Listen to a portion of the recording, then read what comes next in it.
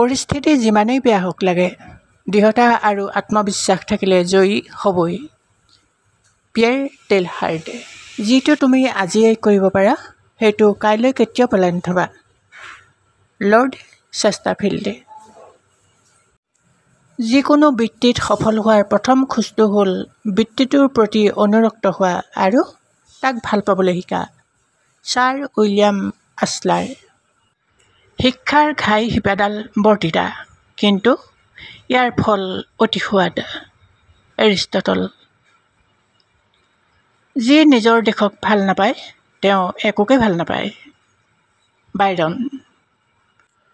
নিজক পৰিচালনাৰ বাবে আপুনি মগজু ব্যৱহাৰ কৰক আৰু আনৰ বাবে হৃদয়।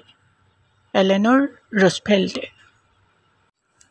আটাইতকৈ শ্ৰেষ্ঠ সম্পদ হৈছে জ্ঞান। আটাইতকৈ শক্তিশালী অস্ত্ৰ হৈছে ধৈৰ্য আৰু আটাইতকৈ শক্তিশালী ঔষধ হৈছে হাঁহি।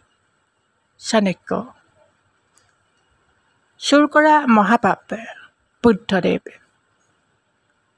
নজনাটো লাজৰ কথা নহয়, জানিবলৈ চেষ্টা নকৰাটোহে লাজৰ কথা। Benjamin Franklin.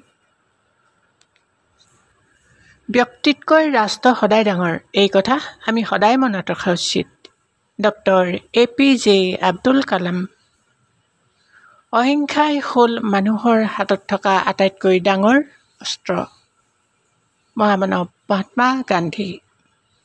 ধন হেৰালে একোৱেই নেহেৰায়, স্বাস্থ্য হেৰালে সম্পদ হেৰায়, কিন্তু চৰিত্ৰ হেৰালে সকলো হেৰায়। ছক্ৰেটিছ। জন্মৰ লগতেই মানুহৰ মৃত্যু নিৰ্ধাৰণ, সেয়ে যিটো অনিবাৰ্য তাৰ বাবে দুখ নকৰি মাথো কৰ্ম কৰি যোৱা। ভগৱান শ্ৰীকৃষ্ণ।